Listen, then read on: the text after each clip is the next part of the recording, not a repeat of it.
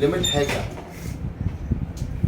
कोई भी फंक्शन या कोई भी ग्राफ, मेरी बात सुनना यार, कोई भी ग्राफ कहीं भी बना हुआ इस तरीके से, ठीक है ना, उस ग्राफ में जब जहाँ पर वो वैल्यू नहीं बताता है, वो वैल्यू वहाँ नहीं बता रहा है और उसी जगह पर मुझे उसकी वैल्यू फाइंड करनी है, तब इस लिमिट चैप्टर का यूज होता है। कहने का मतलब क्या है, साफ साफ है कि अगर कोई क्वेश्चन है लिमिट x टेंस टू 4 ले लिया और यहाँ पर x स्क्वायर माइनस 16 और x माइनस 4 लिया, तो आप मुझे बताइए क्या x इजिकल टू 4 पर ये फंक्शन एग्जिस्ट कर रहा है? नहीं। नो। इसका मतलब क्या है? इसका मतलब साफ साफ है x बराबर 4 पर एग्जिस्ट नहीं कर रहा है। अगर मैं इसका ग्राफ बनाऊं, केवल इस फिगर का ग्राफ बनाऊं, तो इस फिगर का ग्राफ कैसे बनेगा? सबसे पहले ये देखिए, ये और एक ये, अगर मैं इसको सॉल्व करके x प्लस 4 और x माइनस 4 करता हूँ और नीचे क्या आ रहा है x माइनस 4, तो ये क्रॉस क्या आ गई वैल्यू x प्लस 4, इसमें लिमिट x टेंस टू। अब आप समझिए पहले तो x प्लस 4 का ग्राफ किसी को पता है कैसे बनेगा? लगभग x प्लस 4 का ग्राफ कैसे बनेगा? 4 से स्टार्ट होगा, लगभग यहाँ 4 पे होगा, इस तरीके से होगा, हाँ या ना? और ये वाला ग्राफ भी है, फर्स्ट वाला ग्राफ इसका है, सेकंड वाला ग्राफ इसका है। दोनों ग्राफों में अंतर बताऊं मुझे क्या है? अभी देखिए पहले वाले ग्राफ में कहाँ पर x इक्वल टू 4 पर, यानी कि यहाँ इन दोनों ग्राफ देख रहे हो, ये दोनों ग्राफ सेम है, इसका और इसका। क्या अंतर क्या है? x इजिकल टू 4 पर ये ग्राफ मना कर रहा है कि यहाँ x इक्वल टू 4 पर इसकी वैल्यू नहीं है।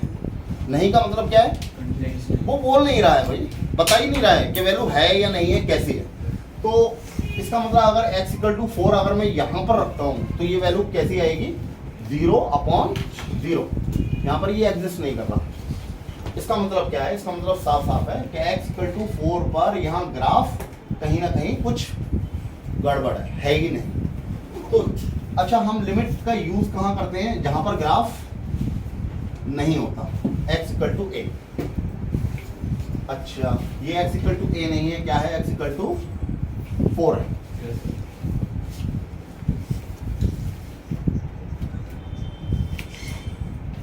तो क्या बता रहा था कुछ x इक्वल टू 4, कुछ नहीं, फिर ध्यान कहीं और। ठीक, हाँ, तो हम क्या करते हैं, इसकी आगे की वैल्यू और इसकी पीछे की वैल्यू, दो वैल्यूओं को फाइंड करते हैं। x इक्वल टू 4 से बहुत जरा सा आगे और बहुत जरा सा पीछे। मान लो इसकी आगे की वैल्यू आई 2.0001 और इसकी वैल्यू आई 1.9999। तो हम इसको मान लेते हैं कि x इक्वल टू 4 पर इसकी वैल्यू लगभग किसके बराबर होगी? 2 के बराबर होगी। फंक्शन की वैल्यू कितनी होगी? 2।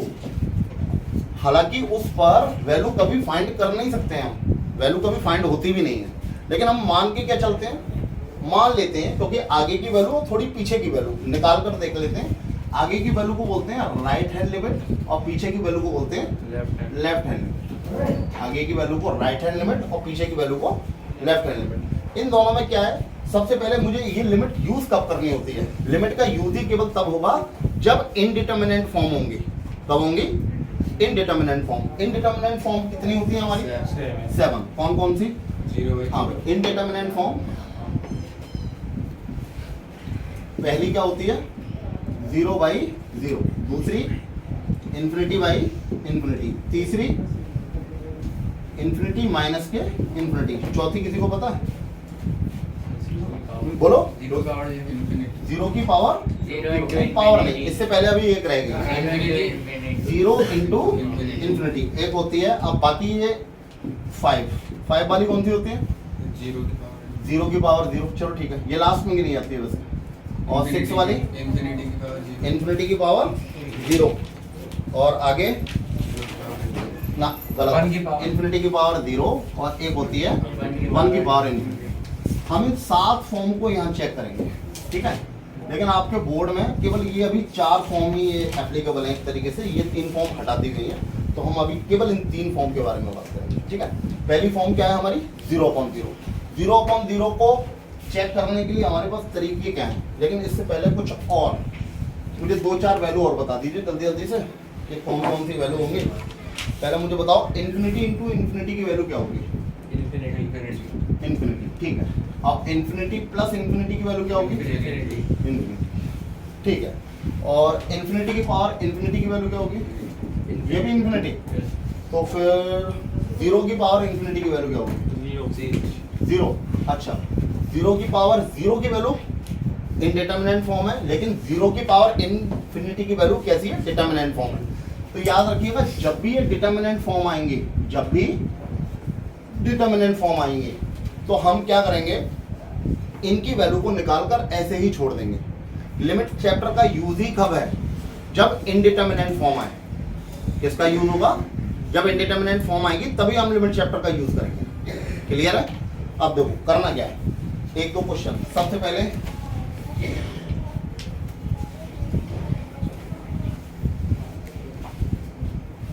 जीरो अपॉन जीरो फॉर्म, इसको चेक करने के लिए बहुत सारे तरीके होते हैं। क्या क्या तरीके होते हैं?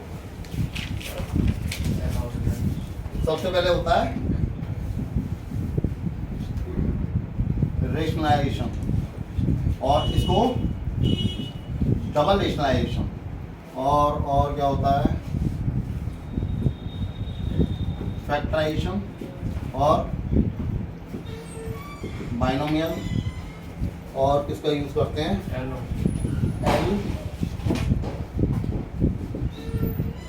और अस। कितने सारे तरीके। सबसे पहले एक क्वेश्चन हम सीधे सीधे लगाते हैं, x टेंड्स टू 1। कोई भी क्वेश्चन आप भी अंडर रूट में X square plus 1 minus 1 upon under root में एक्स स्क्वायर प्लस 16 माइनस 4, ठीक है। ये डायरेक्ट मैंने किसका लिया है? डबल रेशनलाइजेशन का। सबसे पहले काम क्या है? सबसे पहले आप इसको लिमिट को रखिए, क्या कर देंगे? जीरो। हाँ भैया, पहले लिमिट चेक करो, चेक लिमिट। अब लिमिट चेक करी तो कौन सी फॉर्म आ रही है? Zero upon zero. बोलो आ रही है या नहीं आ रही? यहाँ पर जीरो रखा, 1 बाहर निकला, 1 माइनस 1, 1 माइनस 1 जीरो, ये जीरो हो गया। 16 बाहर निकला, 4 माइनस 4, ये भी जीरो। तो ये कौन सी फॉर्म आ गई? Zero upon zero. जब जीरो अपॉन जीरो फॉर्म आएगी तभी हमारा लिमिट चैप्टर शुरू होगा। अगर बाय द वे अगर क्वेश्चन ऐसा होता, लिमिट x टेंड्स टू क्या होती है यहाँ पर 1 मान लो, अंडर रूट में क्वेश्चन सेम होता अपॉन अंडर रूट में एक्स स्क्वायर प्लस 16, तब भी हम क्या करते हैं? सबसे पहले क्या करते हैं? लिमिट चेक करते हैं। अब लिमिट चेक करते हैं तो देखो क्या आता है। जैसे ही लिमिट चेक करी 1 और 1 कितना हो गया? √2 माइनस 1 अपॉन फिर दोबारा √17 माइनस 4। क्या ये इनडिटरमिनेंट फॉर्म आई? क्या इनडिटरमिनेंट फॉर्म आई? जैसे कोई सी नहीं। तो इसका क्या हो गया? आंसर हो गया। क्या आ गया इससे? आंसर। कहने का मतलब क्या है, हमने क्वेश्चन लिया था, ग्राफ भी वही था, हमारा ग्राफ भी वही था, ठीक है, लेकिन हमने लिमिट आज कहाँ पूछ ली? वहां पर पूछ ली, यहाँ पर हमें पूछनी नहीं चाहिए थी। यानी कि 1 पर तो हमारा ये ग्राफ कंटिन्यूअस था, कोई दिक्कत ही नहीं थी, लेकिन हमने पूछनी कहाँ थी? यहाँ पर लिमिट एग्जिस्ट नहीं करती, हम वहीं पर लिमिट का यूज करते हैं ज़्यादातर। x इक्वल टू 0 पर ग्राफ में कोई ना कोई ब्रेक है, कुछ गड़बड़ है, तो वहीं पर हम लिमिट यूज कर रहे हैं। क्यों कर रहे हैं? क्योंकि वहां पर वैल्यू डायरेक्ट मुझे वो फंक्शन नहीं दे रहा है। x बराबर 0 पर मुझे वो फंक्शन डायरेक्ट वैल्यू नहीं दे रहा है, मुझे इनडिटरमिनेंट फॉर्म दे रहा है। इसका मतलब क्या है? जब डायरेक्ट वैल्यू नहीं दे रहा तो मैं थोड़ी सी आगे की वैल्यू और थोड़ी सी पीछे की वैल्यू दोनों फाइंड कर लेता हूँ, और दोनों फाइंड करने पर अगर वैल्यू में कुछ इस तरीके से कि मैं उसको इग्नोर कर सकता हूँ, यानी कि बहुत कम डिफरेंट है, तो मैं मान लेता हूँ x इक्वल टू 2 पर वो लिमिट क्या होगी? वही होगी जो थोड़ा सा आगे और थोड़ा सा पीछे, ठीक है। इसको करने के तरीके अलग अलग हैं, हमारे करने के तरीके अलग अलग। यानी कि रेशनलाइजेशन करेंगे, अगर ये केवल अंडर रूट ऊपर होता और नीचे कोई नंबर होता, नीचे कौन सा नंबर होता?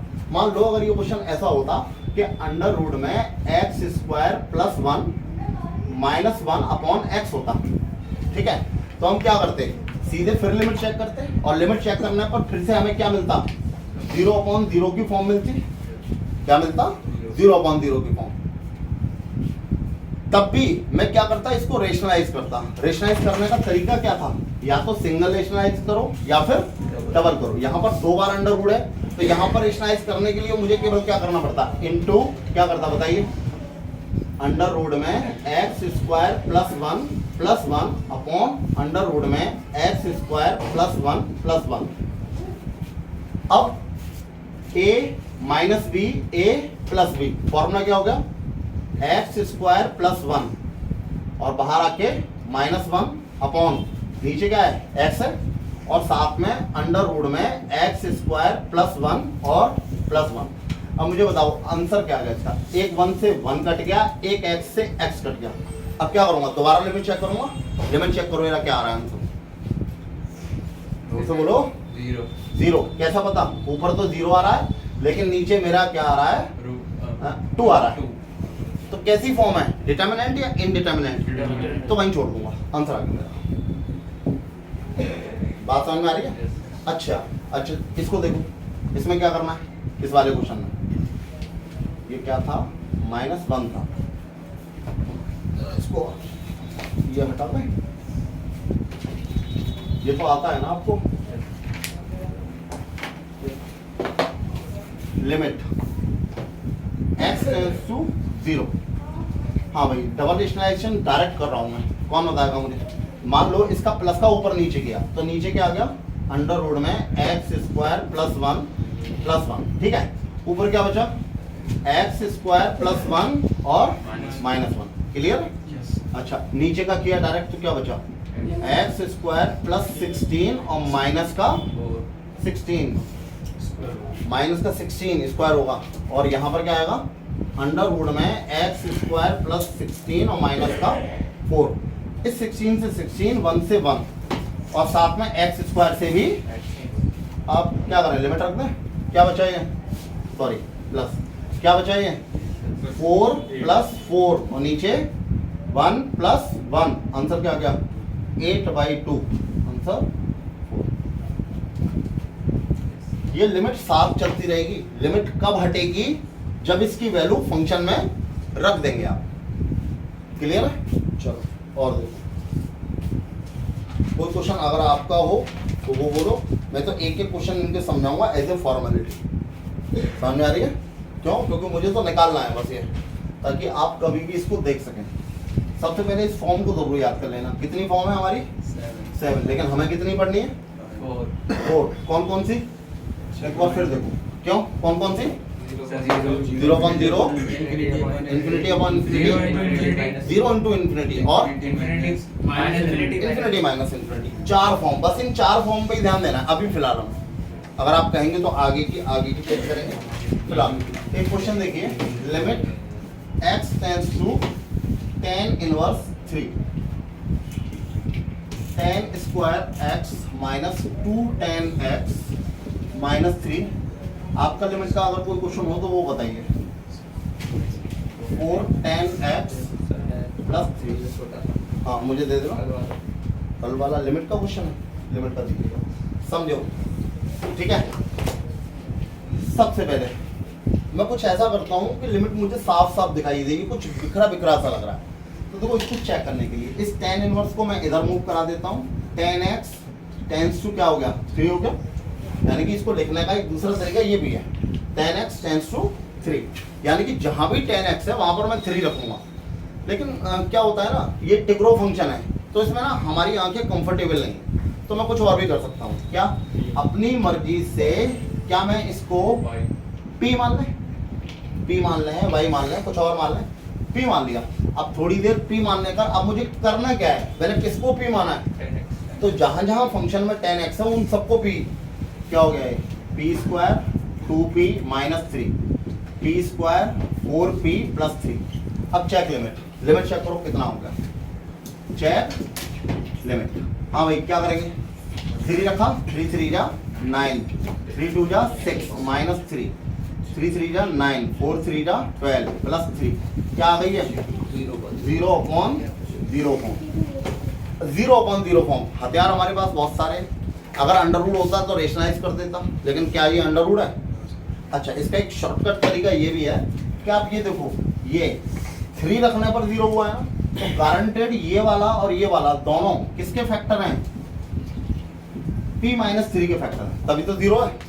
अरे ये 3 इसका 0 है, क्वाड्रेटिक इक्वेशन पढ़ी है ना 10th क्लास में, ये 0 है किसका, इसका, यानी कि 3 इसका 0 है, ठीक है ना।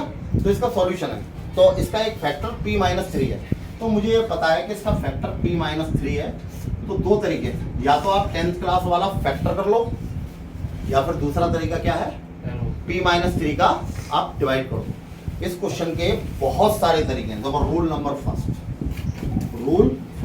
क्या करेंगे, सबसे पहले p माइनस 3 का अगर आपको डिवाइड में कंफर्टेबल हो तो डिवाइड कर देंगे ऊपर नीचे दोनों में, और डिवाइड में कंफर्टेबल नहीं हो तो मैं क्या करूंगा, फैक्टर कर दूंगा।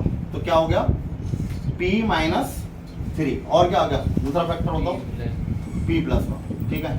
इसका भी p माइनस 3, इसका दूसरा factor p minus 1, cancel out. दोबारा लिमिट चेक करेंगे, चेक करो 3 प्लस 1 अपॉन कितना आ गया 4/2, आंसर क्या आ गया 2। तो कैसी है, डिटरमिनेंट फॉर्म है, ये आंसर होगा। अगर ये दोबारा से 0/0 आता तो मेरा अभी काम दोबारा से चालू रहता, और इसका फिर से गारंटेड फैक्टर p माइनस 3 ही दोबारा आता।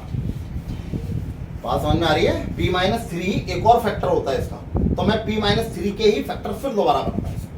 अच्छा, इसका सेकंड मेथड ये भी है कि अगर एल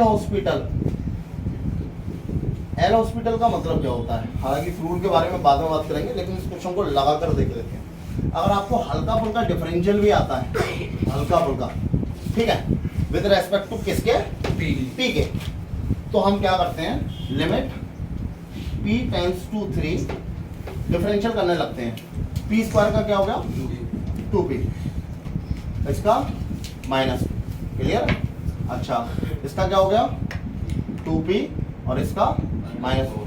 चेक करते हैं, दोबारा लिमिट चेक करते हैं, क्या रखना है मुझे 3 2 जा 6 माइनस 2, 3 2 जा 6 माइनस 4, आंसर कितना आया 4/2, यानी आंसर दोबारा से सही है। और एक तीसरा मेथड ये जो मैंने बताया था, अगर आप डिवाइड करने में कंफर्टेबल हो तो आप डिवाइड करके जो भी रिमेनिंग आंसर आएगा, डिवाइड करके क्या आएगा, यही है। असल में बेवकूफ बनाने का तरीका है, लेकिन कुछ नहीं है, डिवाइड में यही तो होगा। ऊपर की वैल्यू कितनी आ जाएगी p प्लस 1 और नीचे की p माइनस 1, सिंपल क्वेश्चन, ठीक है। कौन सा क्वेश्चन बता रहे थे,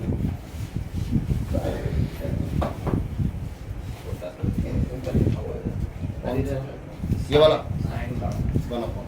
ठीक है। चल बात कर लेते हैं इसको। तो इन्होंने क्वेश्चन पूछा, limit x tends to 0 sine 1/x, clear. पहले मुझे एक चीज बताओ, हम यूज कब करेंगे, इंडिटरमिनेंट फॉर्म आएगी, अदरवाइज जो भी वैल्यू आएगी वो लगाकर छोड़ देंगे, ठीक है। अच्छा, अगर आपने साइन और कॉस तो पढ़े होंगे तो इसका डोमेन रेंज भी पता होगा आपको, ठीक है ना। साइन की डोमेन क्या होती है, नहीं domain R, real number. Sine की डोमेन क्या होती है, रियल नंबर। अच्छा, रेंज क्या होती है, -1 to 1, ये पता है ना आपको। चलो अब बात करते हैं। सबसे पहले क्या करता हूँ मैं, चेक लिमिट चेक करता हूँ, चेक करो लिमिट, क्या करूँगा मैं, साइन 1/0। अच्छा मुझे बताओ साइन 1/0 क्या होता है, अरे किसी भी नंबर का 0 में डिवाइड करते क्या आता है, इन्फिनिटी। चलो इन्फिनिटी मतलब क्या हो गया, रियल नंबर के अंदर है या बाहर है, अरे रियल नंबर में ही है, रियल नंबर है, yes, है ना कहीं -इन्फिनिटी टू इन्फिनिटी की वैल्यू क्या होती है, रियल नंबर होती है। तो अब मुझे बताइए, यहाँ पर मैं कोई सी भी वैल्यू रख सकता हूँ, क्या ये मेरे डोमेन में आ रही है, हाँ आ रही है, ठीक है। अब मुझे बताओ, जब इन्फिनिटी रख भी दिया, साइन का अगर आपने ग्राफ भी देखा होगा तो ग्राफ केवल इस तरीके से आता है, पता है ना आपको, यानी इसकी वैल्यू किसके बीच में आती है, -1 से 1 के बीच में। तो इसकी रेंज क्या आएगी, आप अंदर कुछ भी रखो, इसकी रेंज कितनी आने वाली है, -1 से 1। तो इसका आंसर क्या आएगा, -1 to 1, बस खत्म। आ रही बात समझ, इसका आंसर बस इतना ही लिख के छोड़ देंगे। अब ये कौन सी है, इंडिटरमिनेंट फॉर्म है, डिटरमिनेंट है, कैसी है, ठीक है। अच्छा, इसी क्वेश्चन से एक और याद आया, अगर मैं इसको एक थोड़ा सा और चेंज कर दूं, समझ लेना, ठीक है, जो बोल रहा हूँ,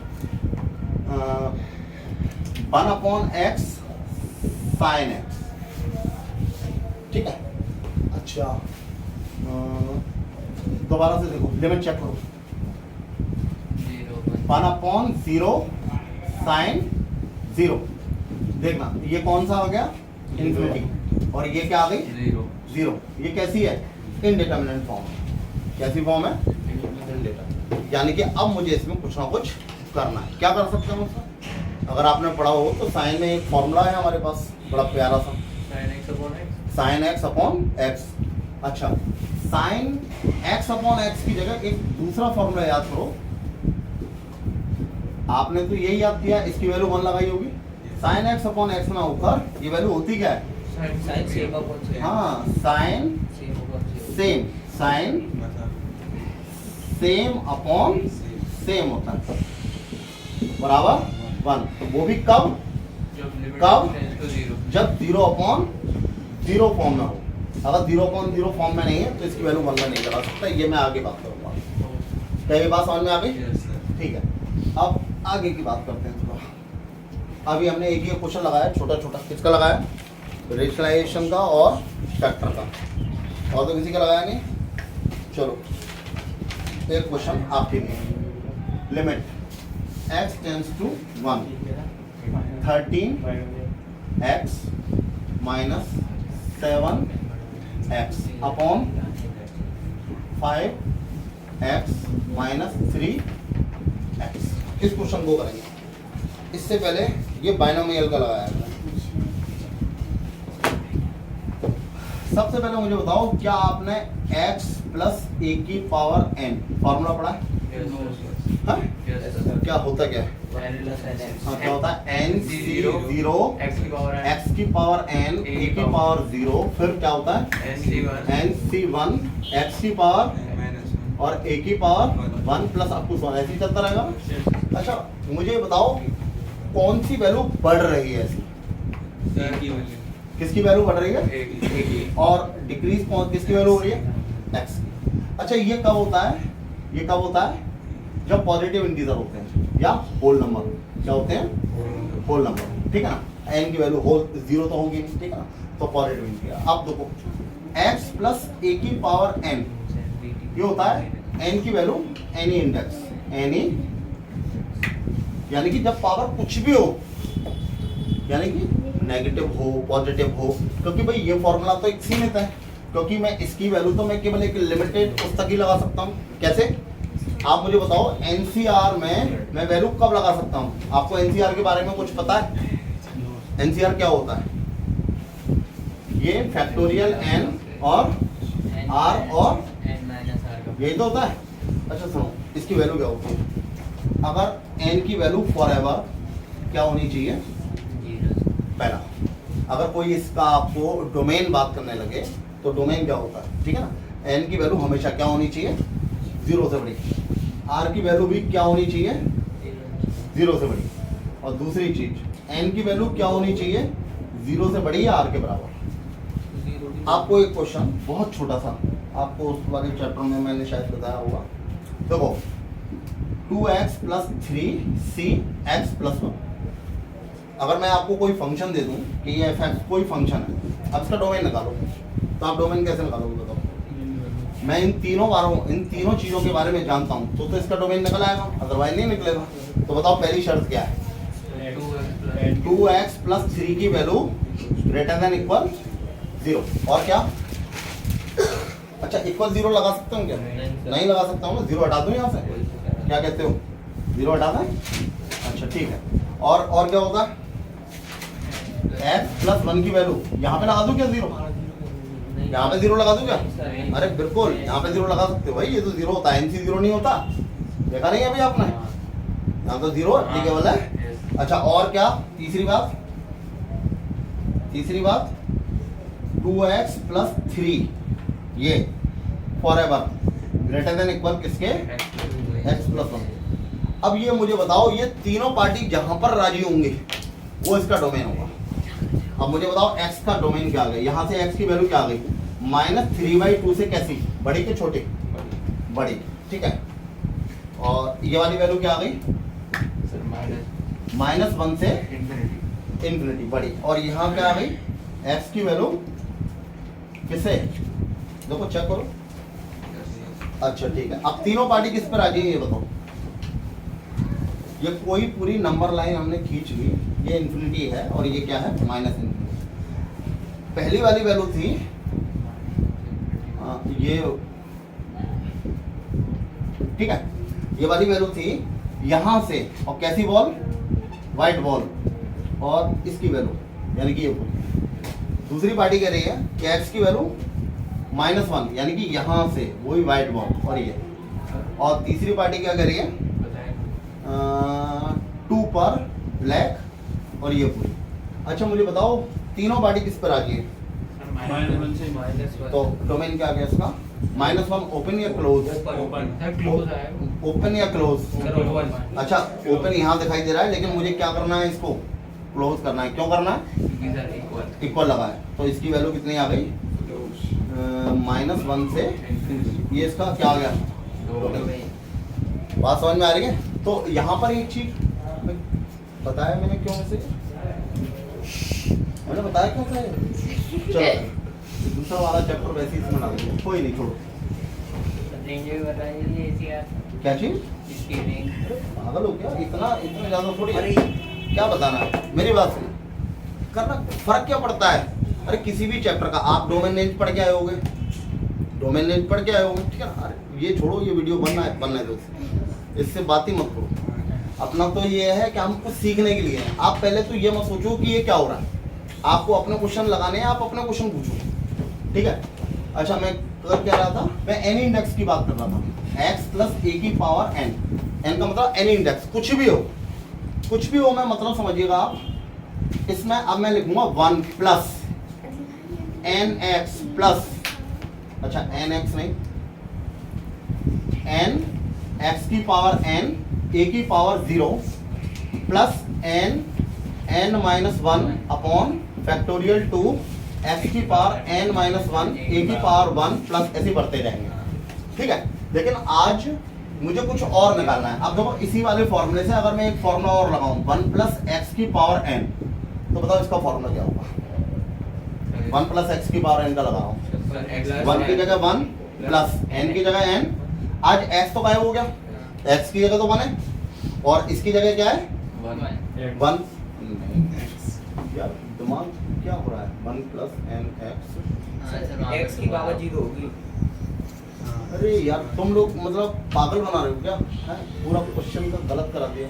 हाँ भाई दोबारा से देखो, मतलब हम करा क्या रहे हैं, प्लस n x की power n-1 a plus n-1 upon factorial 2 x की पावर n-2 a की पावर, ये ऐसे ही बात समझ में आ रही है।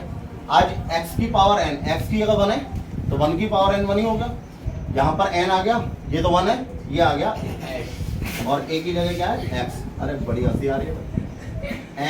n-1 अपॉन फैक्टोरियल 2 x की पावर 2, ठीक है।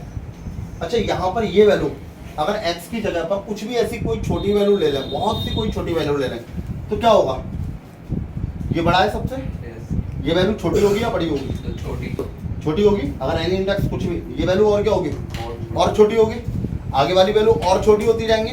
तो हम इसको कैसे इस्तेमाल करते हैं, जब भी मैं कभी लिमिट में इसका यूज करता हूँ तो पहले तो मुझे देखना पड़ता है कि x की पावर मुझे 1 चाहिए या 2 चाहिए। तो कभी कभी तो मैं इस फॉर्मूले का यूज केवल इतना करता हूँ, कितना 1 + nx, और कभी कभी अप्रोक्सीमेट, ठीक है, और कभी कभी मैं इस फॉर्मूले का यूज कितना करूंगा 1 + nx plus n-1 upon factorial 2 x की पावर, बस मुझे लिमिट में केवल ये 2 ही ज्यादातर काम पड़ेंगे, या तो इसका या इसका, ठीक। अच्छा अब इसको मैं रफ कर रहा हूँ थोड़ा, अब इसको देखिए, ये क्वेश्चन मुझे हिट करना है, नॉर्मली क्वेश्चन मैं नहीं कर पाऊंगा, ठीक है। अब करने के लिए देखिए क्या ट्रिक है, यहाँ पर क्या है 1, x की जगह पर कुछ ऐसा रखो, कुछ भी कि ये 1 उससे कट जाए, यहाँ पर x की वैल्यू कुछ ऐसी डालो कि ये 1 है ना, यहाँ पर ये इससे कट जाए, तो x की जगह 1 + h लिख लूं क्या, देखो x की जगह 1 प्लस एच लिख सकते हैं। Yes. तो h टेंस टू क्या हो जाएगा? नहीं आई समझ। आ गया। अब मैं यहाँ पर पूरी क्वेश्चन में जहां जहां पर x है इसे क्या लिखूंगा? 1 प्लस एच की पावर 1 by और इसे 1 प्लस एच की पावर 1/7, 1 प्लस एच की पावर 1/5 और 1 प्लस एच की पावर 1/3। अच्छा लिमिट तो हमने पहले ही चेक कर ली थी। कैसे चेक कर ली? 1 माइनस 1 0, 1 माइनस 1 0, तो ये ऑलरेडी 0/0 फॉर्म की थी, ठीक है नहीं थी? अब मुझे क्या करना है? Limit h tends to 0। बताइए बायनोमियल फॉर्मूला लगाओ। ये वाला लगेगा या ये वाला? सिंगल ऊपर ही लगा था। Yes, sir. अगर नीचे कहीं h की पावर 2 दे रखी होती तो मैं 2 बार खोलता इसे, लेकिन अभी मुझे केवल यही इसकी जरूरत है क्योंकि नीचे भी यही है, उनको भी मैं 2 ही 2 बार खोलूंगा, ठीक है? तो इसको खोलेंगे तो क्या आ गया? 1 प्लस 1/13h, इसकी वैल्यू -1। अच्छा 1 प्लस 1/7h, लेकिन बाहर के माइनस की वजह से ये क्या हो गया? माइनस। ऐसे ही नीचे वाला खोलो, 1 प्लस 1/5h माइनस 1 प्लस, लेकिन माइनस हो गया 1/3h। आप क्या करेंगे भाई?